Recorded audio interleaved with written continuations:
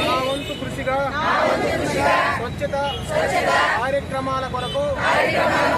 శ్రమదానం చేసి పరిశుభ్ర ఆంధ్రప్రదేశ్ సాధించే సంకల్పానికి కట్టుబడి ఉంటానని ఈరోజు పరిశుభ్రత గురించి